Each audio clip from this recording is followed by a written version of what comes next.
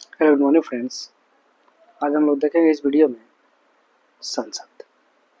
आज हम लोग देखने वाले इस वीडियो में संसद। संसद मतलब होता है क्या? संसद। आज हम लोग देखने वाले इस वीडियो में संसद। संसद के कितने ऑर्गन होते हैं? तो 3 होते हैं, लोकसभा, राज्यसभा और संसद। ऐसे लिखते हैं संसद। कितने ऑर्गन होते हैं? 3, लोकसभा, राज्यसभा और राष्ट्रपति। राष्ट्रपति इसको शॉर्टकट में हम बोल लिखते हैं संसद। सरला मतलब स से संसद, र से राज्यसभा और ल से लोकसभा। तो ये हम लोग इसको शुरू करते बिना देरी किए। आपको बता दें, हर एग्जाम के लिए, चाहे बीपीएससी यूपीएससी कोई भी एग्जाम दे रहा हूँ, ये टॉपिक आपके लिए बेस्ट ही पढ़ना है। ये टॉपिक बहुत ही इम्पोर्टेंट है हर एक एग्जाम के लिए, चाहे आप कोई भी एग्जाम की तैयारी कर रहे हो। आइए शुरू करते बिना देरी किए। और अगर वीडियो कैसा लगा कमेंट करके बताइएगा, और अच्छा लगा तो लाइक और सब्सक्राइब कर दीजिएगा। तो आइए शुरू करते हैं हम लोग बिना देरी के। संसद पार्ट आज हम लोग देखेंगे। संसद संविधान के किस अनुच्छेद में धन विधेयक को परिभाषित किया गया है? तो अनुच्छेद 110 में धन विधेयक को परिभाषित किया गया अनुच्छेद 110 में। लोकसभा अध्यक्ष अपना त्यागपत्र किसको देगा? तो लोकसभा उपाध्यक्ष को अपना त्यागपत्र देगा। ठीक है, लोकसभा अध्यक्ष उपाध्यक्ष को त्यागपत्र देगा। और राष्ट्रपति किसको देंगे? तो उपराष्ट्रपति को। ठीक है, राष्ट्रपति किसको देंगे? तो उपराष्ट्रपति को देंगे। ये बात याद रखना है। संविधान के अनुच्छेद 82 के अनुसार लोकसभा की सीटों का राज्यों के मध्य आवंटन किस पर गणना के आधार पर किया गया? तो 1971 की ये जनगणना के आधार पर किया गया। भारत में लोकसभा का अध्यक्ष लोकसभा सदस्य को चयनित किया जाता है। मतलब लोकसभा जितने भी अध्यक्ष होते हैं ना, उनमें जो ज्यादा एज के होते हैं, वरिष्ठ आदमी होते हैं, उन्हीं को लोकसभा अध्यक्ष बनाया जाता है या चुना जाता है। आई वर्तमान में लोकसभा अध्यक्ष कौन है? तो ओम बिरला जी हैं। ओम बिरला, याद रखिएगा। इनकी बेटी एक आईएएस है। ये भी किस बीजेपी पार्टी से है, भारतीय जनता पार्टी से। ठीक है, राज्यसभा की एकांतिक शक्ति कौन से अनुच्छेद में है? तो ये अनुच्छेद 249। याद रखिए, राज्यसभा की एकांतिक शक्ति अनुच्छेद 249। संविधान की चौथी अनुसूची किस प्रकार का प्रावधान है? तो ये राज्यसभा के सीटों का आवंटन, उसमें सीट बांटा जाता है, ये है। तीसरी अनुसूची शपथ का प्रकरण। तीसरी अनुसूची में क्या है? तो शपथ है, याद रखना। तीसरी में शपथ है, याद रखना है। शपथ दिला जाता है, इसमें शपथ दिया जाता है। शपथ समझते हैं ना, ओथ। भारत की संविधान सभा के अंतर्गत संसद के सदस्यों के विशेषाधिकार तथा उन नियुक्ति यानी प्रिविलेज एंड इम्यूनिटी को कौन सा ये प्रधान निर्धारित करता है? तो अनुच्छेद 105 करता है। लोकसभा और राज्यसभा की गणपूर्ति, जिसको कोरम कहा जाता है, कि इसके लिए कितने इसके इसका सदस्य होना चाहिए? तो 1/10 टोटल सदस्य का 1/10 होना चाहिए, तभी लोकसभा और राज्यसभा दोनों चलेगा, नहीं तो उस दिन के लिए सस्पेंड हो उसको कर दिया जाएगा। राज्यसभा सदस्य बनने के लिए 30 वर्ष एज होना चाहिए राज्यसभा सदस्य बनने के लिए, और लोकसभा के लिए 25 वर्ष होना चाहिए। लोकसभा के लिए 25 वर्ष होना चाहिए। इसीलिए लोकसभा को युवाओं का सदन कहते हैं। लोकसभा को युवा का सदन मतलब जवानों का, और राज्यसभा को बूढ़ों का सदन कहते हैं, याद रखना है। लोकसभा के लिए 25 वर्ष, लोकसभा के लिए 25 वर्ष और राज्यसभा के लिए 30 वर्ष चाहिए। ठीक है, याद रखना है। संसद के किस सदन का अध्यक्ष उसका सदस्य नहीं होता है? तो राज्यसभा का। राज्यसभा सदस्य नहीं होता है। भारतीय संविधान में कौन सा अनुच्छेद संसद के अंतर्राष्ट्रीय समझौते को लागू करने के लिए विधि निर्माण करने की शक्ति प्रदान करता है? तो अनुच्छेद 253 करता है, याद रखना है। भारतीय संसद में, ये इंपॉर्टेंट है, वेरी वेरी इंपॉर्टेंट। भारतीय संसद में उपराष्ट्रपति और संसद दोनों सदन लोकसभा राज्यसभा में सम्मिलित होता है। संसद में लोकसभा और राज्यसभा दोनों सम्मिलित होता है। आप लोगों को पहले बताया ना, लोकसभा और राज्यसभा दोनों सम्मिलित होता है किस चीज में? संसद में। और राष्ट्रपति जी अपना उसमें सहमति देते हैं, साइन करते हैं, कोई भी कानून बनता है। तो ये भी याद रखना है। लोकसभा में राज्यवार सीटों का आवंटन 1971 की जनगणना पर आधारित है। यह निर्धारण किस वर्ष यथावत रहेगा? 2026 तक रहेगा। 2026 में इसकी सीटों को बढ़ा दिया जाएगा। आप लोग जानते ही होइएगा कि जो नया हम लोग का संसद भवन बना है, उसको उसी हिसाब से बनाया गया, उसमें सीटों को ज्यादा रखा गया है।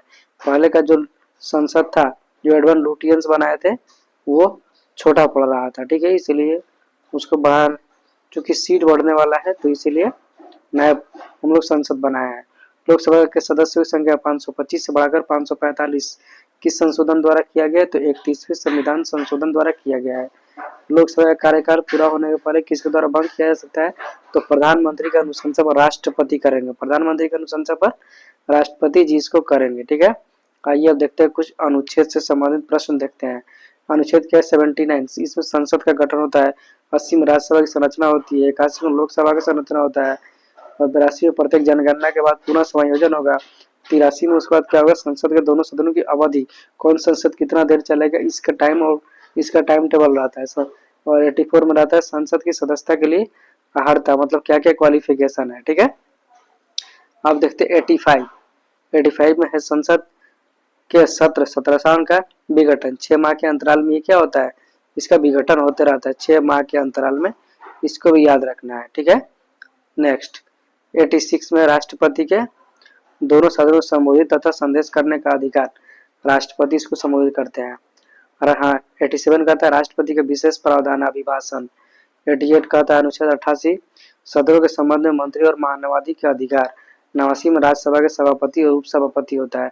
90 में राज्यसभा के उपसभापति के पद की रिक्ति, त्यागपत्र तथा पद से हटाया जाना ये भी होता है। 91 में देखते हैं 91 क्या कहता है? 91 में है सभापति के कर्तव्य और निर्वहन तथा सभापति के रूप में कार्य करने की उपसभापति तथा व्यक्तियों की शक्ति होती है। 92 में क्या है? जब राज्यसभा के सभापति अथवा उपसभापति को पद से हटाने का संकल्प विचाराधीन हो तो उसका पीठासीन होगा। ठीक है, 93 कहता है लोकसभा के अध्यक्ष तथा उपाध्यक्ष 93 में आते हैं। अनुच्छेद 94 लोकसभा के अध्यक्ष तथा उपाध्यक्ष पद की रिक्ति त्यागपत्र के से हटाया जाएगा। 95 कहता है लोकसभा उपाध्यक्ष अथवा किसी अन्य व्यक्ति को लोकसभा अध्यक्ष के कर्तव्यों का निर्वहन की शक्ति होता है। अनुच्छेद 96 कहता है लोकसभा अध्यक्ष अथवा उपाध्यक्ष को पद से हटाने का संकल्प विचाराधीन तथा पीठासीन न होना। 97 कहता है सभापति, उपसभापति तथा अध्यक्ष उपाध्यक्ष के वेतन और भत्ते रहते हैं 97 में। 98 में संसद का सचिवालय रहता है। 99 में रहता है सदस्यों द्वारा शपथ या प्रत्यारोप रहता है। ठीक है, 99 रहता है इसमें सदस्यों द्वारा शपथ। 100 में रहता है दोनों सदनों में मतदान रिक्तियों के होते हुए भी मतदान का कार्य इसमें क्या रहते हैं? इसमें शक्ति रहती है, गणपूर्ति रहती है। 101 कहता है स्थानों की रिक्ति होता है इसमें। 102 संसद की सदस्यता के लिए निरताय रहती है। 103 संसद की योग्यता से संबंधित प्रश्न और निर्णय रहता है अयोग्यता से संबंधित। ठीक है, 104 कहता है अनुच्छेद 99 के अंतर्गत शपथ लेने या प्रतिज्ञान करने से पहले अर्हत न होना अर्थात निर्धारित किए जाने पर भी ये मतदान पर दंड दिया जाएगा। नेक्स्ट का इसको देखते हैं, किस राज्य में अनुसूचित जाति शेड्यूल ट्राइब के लिए सर्वाधिक सीट है? तो मध्य प्रदेश में 6 सीट रखा गया एसटी के लिए। ठीक है, नेक्स्ट देखते हैं हम लोग इम्पोर्टेंट पॉइंट। लोकसभा कार्यकाल आपात की घोषणा के दौरान एक बार में 1 वर्ष के लिए बढ़ाया जा सकता है। लोकसभा में 2 आंग्ल भारतीय के सदस्य की नियुक्ति राष्ट्रपति जी करती, ये पहले होता था लेकिन अब इसको बैन कर दिया गया, खत्म कर दिया गया। 2 हर साल चुने जाते थे लेकिन इसको खत्म कर दिया गया। नेक्स्ट देखते हैं 104वें संविधान संशोधन अधिनियम 2019 के द्वारा आंग्ल भारतीय समुदाय से संबंधित व्यवस्था का निर्धारित करने तिथि जनवरी 2020 से आगे नहीं बढ़ाया गया है। लोकसभा चुनाव में निर्वाचित होने के लिए किसी व्यक्ति की न्यूनतम आयु 25 वर्ष होना चाहिए। लोकसभा के लिए 25 वर्ष और राज्यसभा के लिए 30 वर्ष होना चाहिए। लोकसभा राज्यसभा में सर्वाधिक प्रतिनिधि किससे चुना जाता है? तो उत्तर प्रदेश में लोकसभा सीट कितने हैं? तो 80 है, इसीलिए वहां भी सबसे ज्यादा चुने जाएंगे। उत्तर प्रदेश के बाद लोकसभा की सर्वाधिक सीट महाराष्ट्र में और बिहार की बात किया जाए तो बिहार में 40 लोकसभा की सीटें भी याद रखना है। राज्यसभा एक अस्थायी सदन है क्योंकि इसे विघटित नहीं किया जा सकता, ये परमानेंट है। राज्यसभा परमानेंट है जबकि लोकसभा अपरमानेंट है, मतलब अस्थायी है। क्षेत्रफल की दृष्टि से सबसे बड़ा लोक निर्वाचन क्षेत्र कौन सा है? तो ये लद्दाख है। परिसीमन जिसे डिलिमिनेशन के बाद उत्तर प्रदेश की मतदान संख्या की दृष्टि से सबसे बड़ा लोकसभा क्षेत्र उन्नाव उत्तर प्रदेश का है। लोकसभा का पहला आम चुनाव कब हुआ था? तो ये 25 अक्टूबर 1951 से 21 फरवरी 1952 के मध्य हुआ था। अब देखते हैं भारत की संचित निधि और भारत पर व्यय। राष्ट्रपति का वेतन एवं भत्ते संबंधित अन्य व्यय क्या है? सचित निधि से मिलता है, रिजर्व फंड से मिलता है। राज्यसभा के सभापति, उपसभापति, लोकसभा के अध्यक्ष और उपाध्यक्ष के वेतन और भत्ते, ऐसे ऋण या भेड़ जिनके दायित्व सरकार पर है वो भी मिलते हैं। उच्चतम न्यायालय के न्यायाधीश के वेतन, भत्ते और पेंशन, उच्च न्यायालय के न्यायाधीशों के, ये सब रिजर्व फंड से मिलता है। भारत के नियंत्रक महालेखा परीक्षक का वेतन एवं भत्ते पेंशन ये सब भारित है। और क्या है तो ये सचिव निधि से मिलते हैं। ऐसे अन्य व्यय जो संविधान अथवा संसद द्वारा निर्मित किसी विधि द्वारा इस संबंध में भारित या घोषणा किए गए हैं। नेक्स्ट देखते हैं हम लोग। हाँ, नेक्स्ट 4 नंबर है, इसमें देखते हैं यदि लोकसभा के सभी सदस्य बहुमत को संकल्प पारित कर दे तो लोकसभा अध्यक्ष को उसके कार्यकाल की समाप्ति के पूर्व उसे पद से हटाया जा सकता है। एक वर्ष में लोकसभा कम से कम कितने सत्र बुलाए जा सकते हैं तो एक वर्ष में कम से कम 2 बार। राज्यसभा के सदस्यों का कार्यकाल कितने वर्ष का होता है तो 6 साल का होता है।